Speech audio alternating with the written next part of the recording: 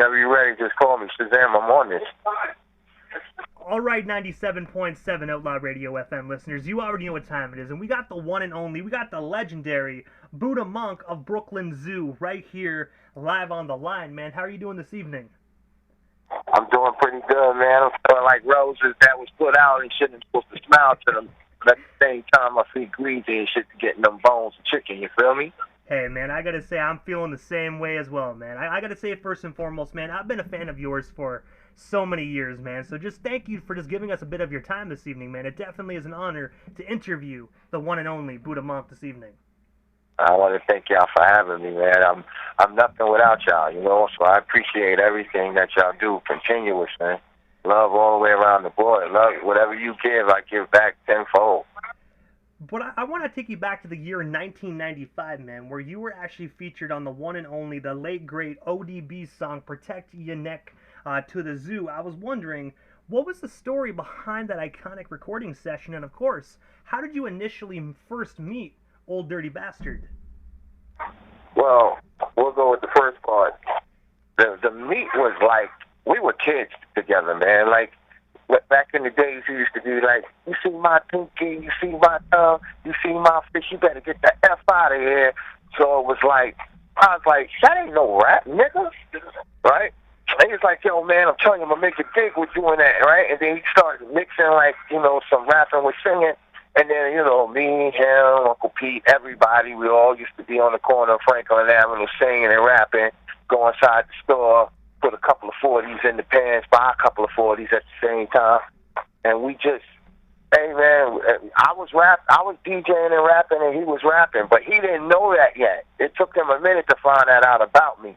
We would just be on the corner singing all the time, so he thought I just sing.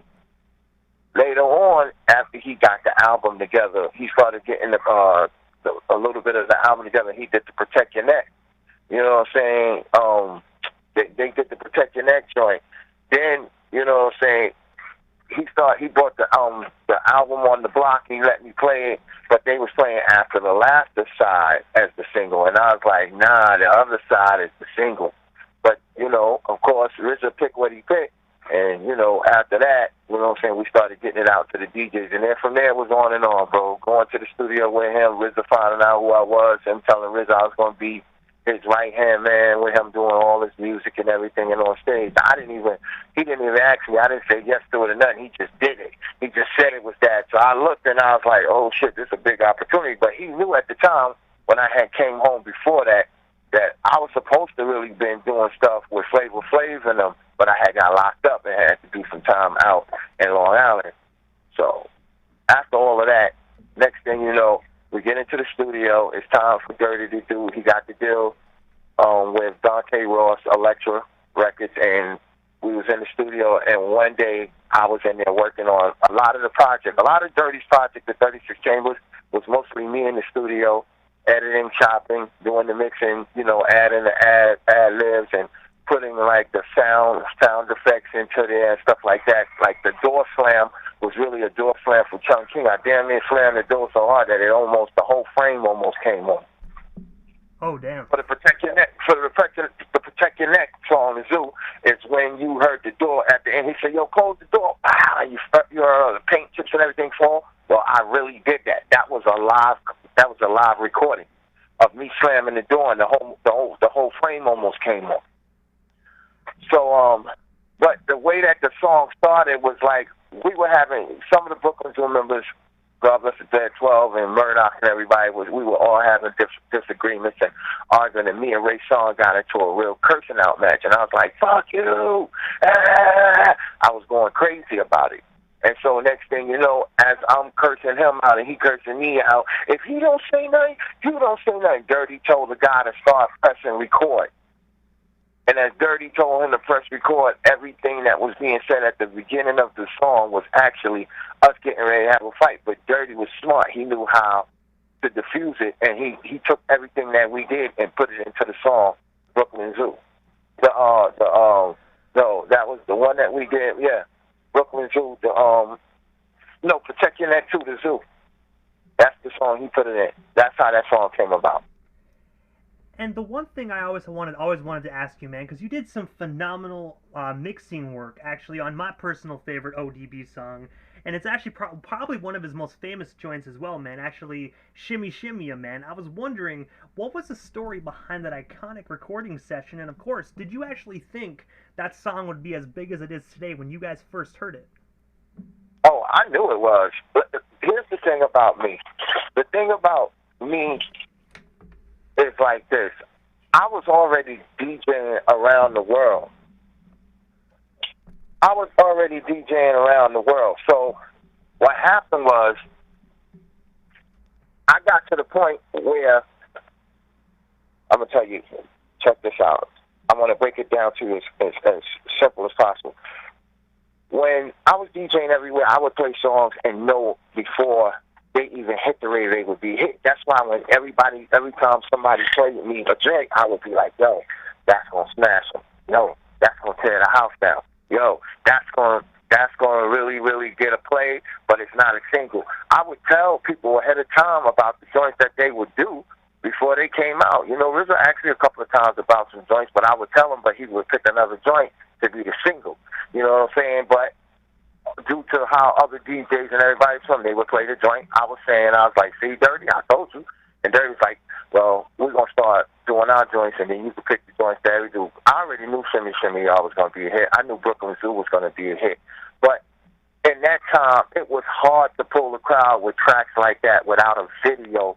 You know, back then you had to worry about the video bringing the song to a commercial stand.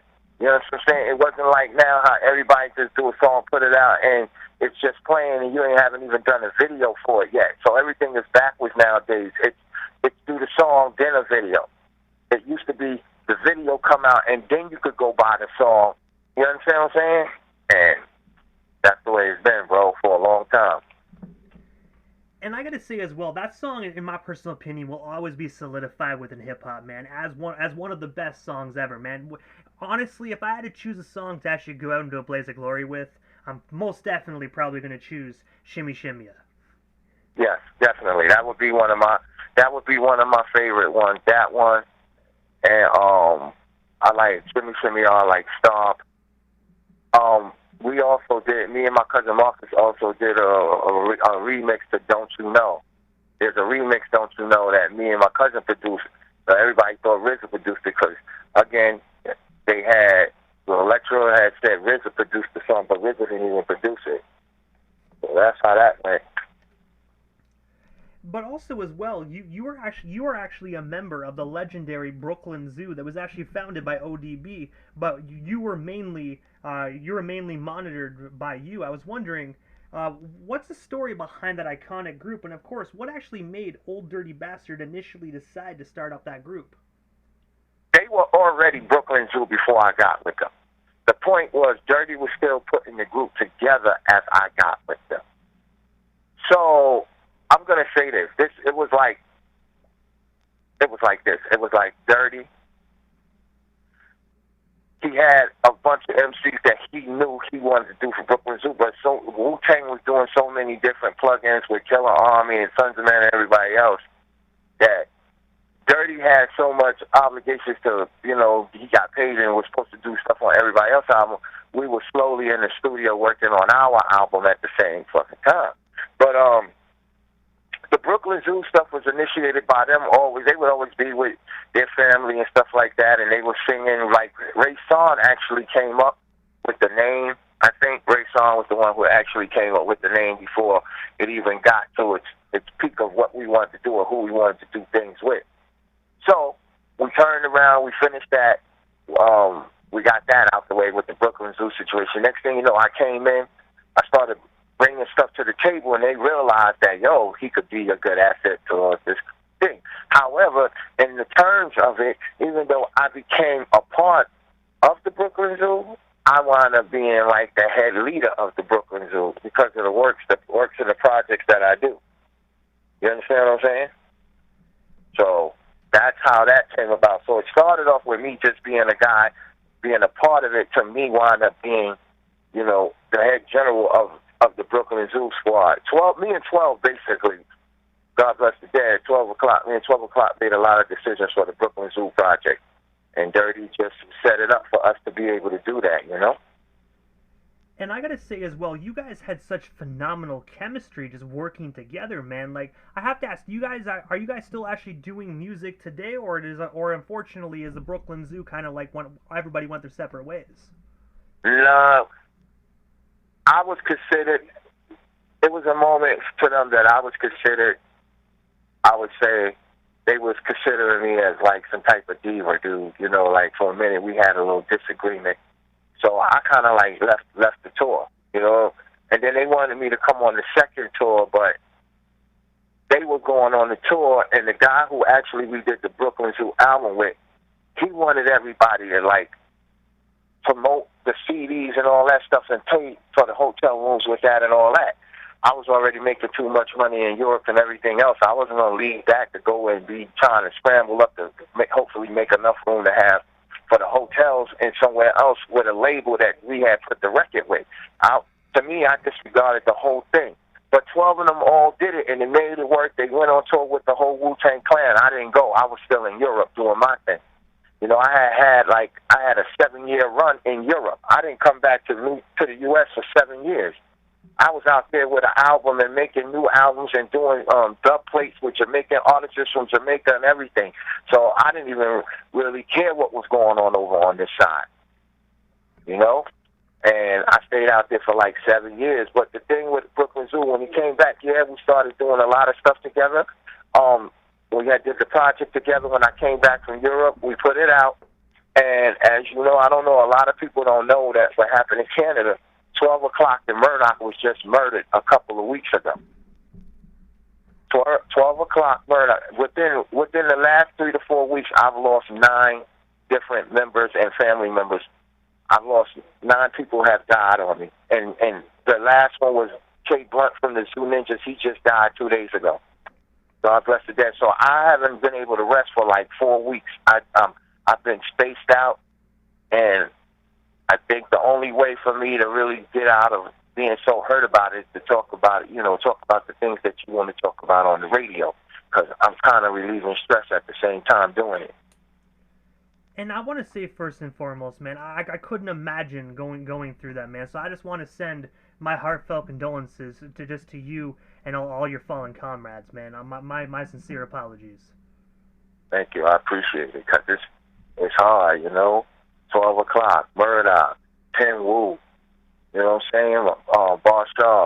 Barshaw's moms died right after him. Then my daughter's grandmother died. Then, oh man, so many people died, bro. You know what I'm saying? Like before that, I started losing soldiers from the Manchus and the Brooklyn Zoo, because we lost Rascal, we lost Professor King Bean, which was Kawan. We had already started losing people way back, but a lot of people just didn't know that. But to be hit with 9 deaths in 3 to 4 weeks, yeah, bro, that's capital murder on a man's brain. You know what I mean? And I have to ask one thing, man. Before we go into your solo side of work, man. The one thing I've always wanted to know, man, because like obviously you did so much work with ODB that it's crazy. You know what I mean? You guys were like inseparable, man. So I have to ask, what is one of your most fondest memories that you actually happen to share with him, just being on the road? Because I know as well, aside from working with him in the studio, you were also his hype man on tour as well. Yeah, that was a ball. I can say it like that. That was a ball. Being on tour with Dirty was like being on tour with the world. You never know what the hell's going to happen next. You know what I mean? I felt like, you know, like the president is here. He's in his motor car. He can do whatever he wants. Just make sure he's safe. Make sure he's protected. But at the same time, hey, you're a star. You're on stage with him. People respect the music that you do. But sometimes I used to have interviews with him, and people thought I was his bodyguard. We didn't need no bodyguard. It was just me and Dirty. You understand what I'm saying? So it's a lot of techniques and stuff that was given to do this music and to make stuff happen. It's just crazy, you know what I'm saying? So that's what I was dealing with at the time. Like, being on the road with him, it was like you never know what you're going to learn. Plus, we from the gods of the nation. We from the nation of the gods of earth. So it was like every day we would build about a lot of things: knowledge, wisdom, understanding, freedom, justice, equality, food, clothes, shelter, love, peace, and happiness. Those are the 12 jewels of life, and we, you know, we study that every day, and each degree shows us our way of life as we're walking through it. So it was a great experience. Being with Dirty, one of the greatest rappers of all time, you don't know what to expect. And I'm honored to even know that people know that it was me that was there with him at the time, that this was all being given to hip hop. I gotta say though, a lot of people sometimes don't know all the history of one individual, man. But then when they meet or speak with a person that was so close to that individual, they really start to learn a lot more than what they originally thought. Yeah, that's true. You know, because, like, for me, a lot of people didn't know I was the original person who started singing on Cream. As you check the album, the real cut that's on the album is me actually singing the little riffs and stuff in Cream. And then later on, they did the remix, and they got 60 Seconds to do the part with the video. So a lot of people didn't even know I was the first one to originate the singing part on Cream. But, that's just the way things happen sometimes. You know, like, shit get lost in the whole thing. Like, here's the thing.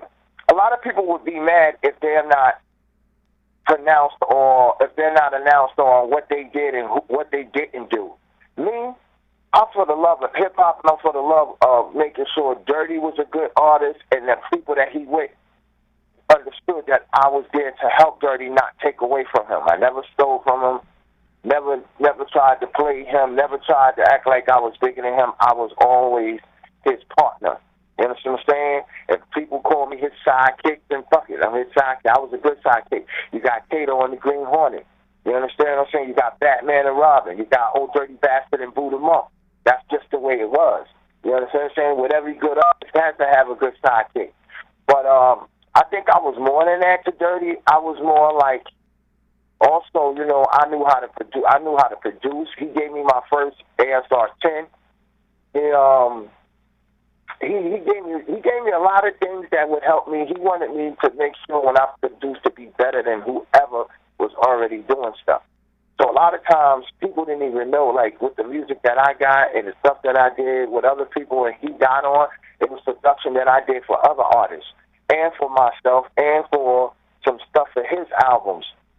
So, I'm just blessed that I had the moments to do that and do so, man. Like, I'm not going to cry about what nobody didn't say about me, what nobody did say. Because, like, even when you see the Wu-Tang movie saga right now, it talks about a lot of stuff, but it don't really talk, like, they didn't show how the parts that they showing of them. They not showing how Dirty was with his people on the Wu-Tang saga. You understand what I'm saying? So the people who know me like, yo, Buddha, why do they always do that? I'm like, because that's theirs. They belong to them. They're telling their story from their part of Staten Island. Now, had Dirty would have had to have his own movie and do some stuff, he would have showed us. And they wouldn't have been a part of it too much. They would have been the outsider pieces of it every now and then, but it would have been him focusing on him and his team. But that's just the way the cookie crumbles. And you can't cry about it. You can't sit on it. You just got to say, you know what? It is what it is. I've learned to cope with most things that happen that should happen and don't happen. But also as well, in the year 97, man, you were actually featured on E.N.E.M.Y's self-titled album on the song Mind on My Money. I was wondering if you can actually tell our listeners a bit more about that collaboration. And of course, what was it like just being in the studio working with that legendary hip-hop duo? I was actually, I forgot how I met him. And he called me one day and was like, Buddha, I want you to do a song with me. And I was like, all right, cool. But when he came to my studio, he actually was like, yo, oh, you got all of these beats and stuff like that? You producing like that? It's like, yeah, sure. So he was like, yo, can I get a beat from you? So we sat there for a while. He went through a couple of tracks. It wasn't many. I had thousands, but he didn't have to go through many. I think it was like the 6 beat or the 7. He liked all 6 or 7 of them. But I was like, the way he was rapping, I said, nah, I think this when he started spitting around, I said, I think this track right here will be the track. And we produced and recorded that at my studio, at my house. You know, like I had a nice setup. I was using Cat Scam's D38. And Enemy Lines, when we did that behind Enemy Lines and stuff like, my verse from there, I was trying to go haywire. Like a lot of people started catching up on my rhymes later on in life. Like even now, when I hear myself, I'm like, oh damn, I wrote that. You know, like, cause I forgot a lot of shit. You gotta remember, I don't put out a lot of hits. I got about, like, on iTunes alone, I got about 10 to 15 albums. And then singles, I got a lot of singles, plus all of the features all around the world, from here to Europe, Germany, London, Spain, Russia. So, you know, somewhere along the line, you're going to start forgetting some damn rhymes until you hear the beat to it. Usually you remember your rhyme when you hear the beat to it. I gotta say as well, when I was doing my research for the interview, man, I definitely didn't know what to ask, because I obviously I'm a fan of yours, I know about you, but you always have to do your research no matter how much you know about an individual. And I remember when I was putting the questions together last night, I was like, damn, man, what am I going to ask? Because you had so much. Yeah, I've been blessed, man. I got to tell y'all, like, you got to know the things that I've been through is nobody but God gave me that, and my mother and my brother. Shout out to my brother, Mr. Tibbs, who taught me how to DJ. You know, if it wasn't for my brother getting his first DJ set and bringing it in the house, I don't know where my music career would have been. But without my brother, I think I probably would have been beating a lot of people's ass in the street, bro. Real talk. You know what I'm saying? Because thugging was my thing. I'm from the worst part of Brooklyn, and niggas can't even shy on where I'm from. I'm from Brooklyn, Crown Heights, Nostrand Ave, you know, N.A. Rock. You know what I'm saying? Nostrand Ave, New York Ave, St. Mark's, Prospect, Park Place, all of that. That's all around my way. Pacific, you know what I'm saying? Atlantic Avenue, Fulton Street, Nostrand Avenue, all of that. Like all day long, bro. That was me. That was my stomping grounds. You know, I grew up at I went to school PS 138. You know what I'm saying? I fought with the best of the best and hung out with the best of the best. All the big dons that was getting money out there, those were my people. So when they started hearing my music come out, those were still my people. They were supporting. They would be there. They were like, yo, Buddha. Funny thing is, when I did the Prophecy album, they loved it. The bad thing about it, though, was when I went out and chilled with them all one day and they were celebrating about my album, 6 of them were standing around me like, yo, we got to talk to you. Like, yo, it's like, yo, we love what you did on this album, but, yo, bro, all the shit that you done been through and things you done did on the street, you should be talking about that. You know, lyrically, you can burn a nigga, but now you need to get on talking about your street shit. So when I went to do the second album, that's when everybody was like, now that's the Buddha we know.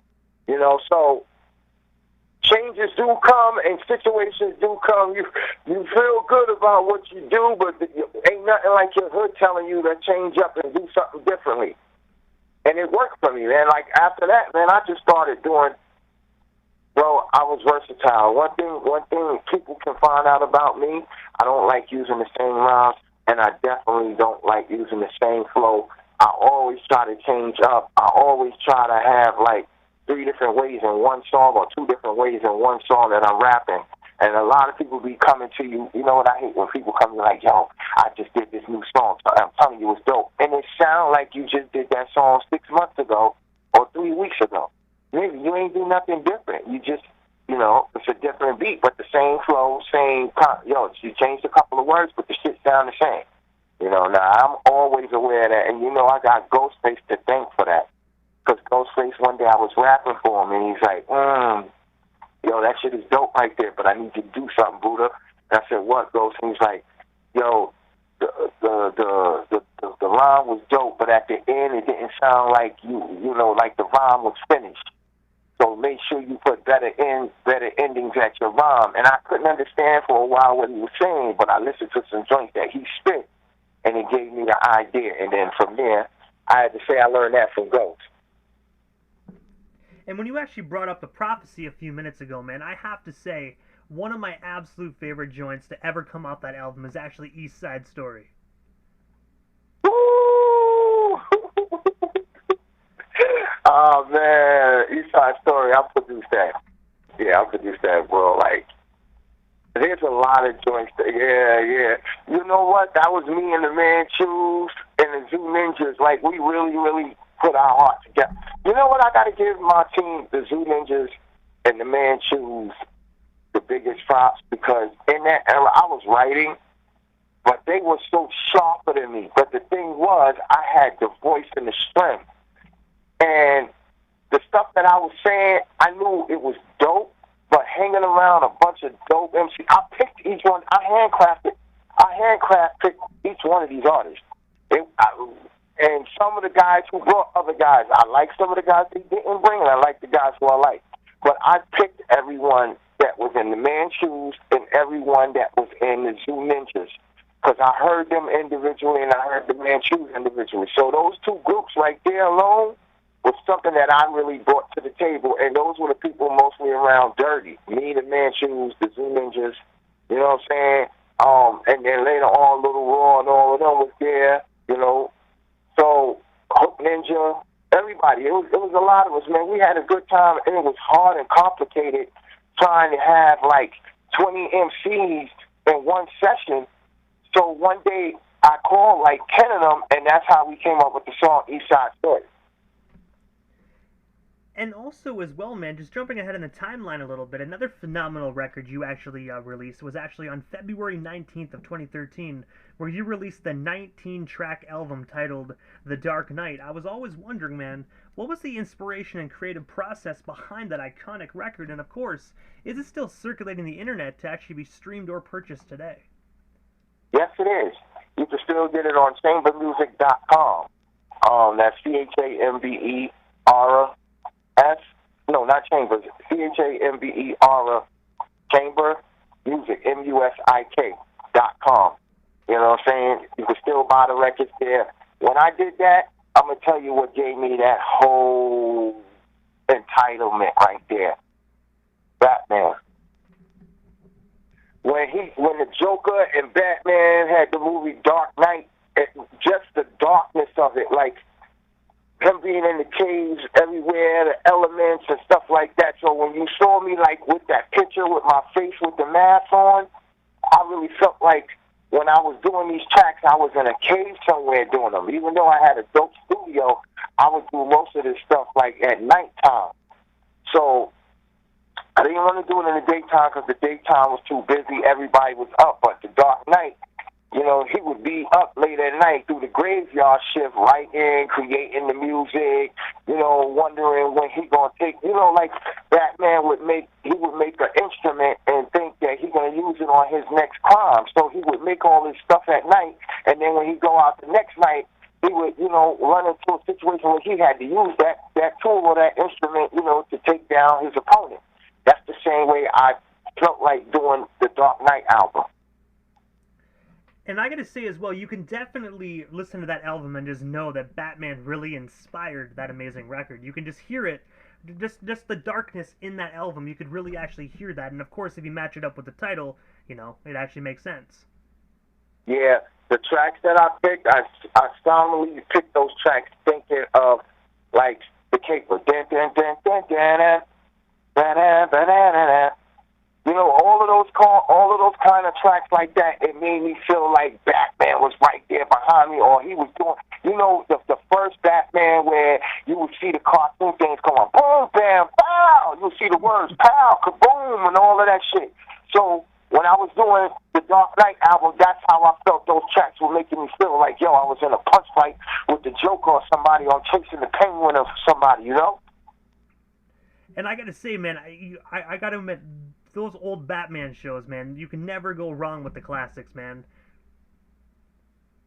Yo, believe it or not, there was one where, I don't know if they call Batman doing the Watusi dance or something with his fingers going across his eyes and everything like that.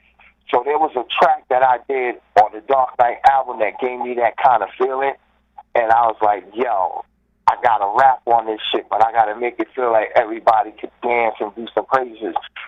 That album was called Dark Knight for a reason, because I felt like I was in a whole element of it, like the Batman situation. I wanted everybody really to know that when I threw my signal up in the air, the Buddha Monk signal, that I'm here to perform and give you a show, this album was going to be one of them albums you're going to love to hear some of the joints when I go into a show and do it. But also as well, man, June 18th of 2020, you actually released the phenomenal single titled Boss that I'm actually going to be playing here immediately after our interview for the radio station listeners. And if they haven't already heard it, man, what can you tell them what can they expect from it when they hear it here first on 97.7 FM here momentarily? What song you said? It's Boss. Boss. Oh, the new one, Boss, featuring the Zoo Billies. Boss is like, let me explain something to you. I would have to put that in the category of the Dark Knight world too, but now it's like part 2 of the Dark Knight world. That track is basically specifying that I am truly hip-hop, because the album that I'm getting ready to put out is called Buddha Monk, I Am Hip-Hop. So that single right there is like, I wanted everybody to know, like, you know the Zoo members, you know everybody and everything, but I'm doing some boss status shit on this album right here. I'm going to show you, I don't really have to have somebody feature if I don't want to. I want you to understand my craft and my art and what I do. So that's why I said, boss, nigga, walk Jolly Green Giant, we ain't walking in the streets, critters. I came, I trained, universal soldier, push the white van down. Beware, I'm son of Sam. Born son of man, don't force my hand. Rapper shots ring out collateral damage. Need total recall from the shells that I landed. See, I'm just letting everybody know, like, that's within time growing, that you can hear art perfected like that by an artist who took time to recreate himself and recreate a craft that people could be like, yo, he never flowed like that. That's dope. He killing it. So, I listened to what I did from back then to now and made sure that it didn't sound like nothing I did then. And also as well, I have to ask Buddha Monk, what is next for you, man? Is there anything we happen to miss? Anything else you still want to talk about or promote? Because I do know that, like I said earlier on in the interview, just doing the questions for this interview, man, there was so much to ask, you know what I mean? But I have to ask, man, is there anything we missed that you still want to talk about? Well, we still got you here live on the Canadian airwaves. Yes. I want to let a lot of y'all know I'm also an author. I have a book. It's called The Dirty Version by Buddha Monk and Mickey Hess. It's in Barnes & Noble stores. It's on e-books. It's everywhere. You can get it everywhere. You can get hardcover, you can get paperback, or you can get, the internet download of it.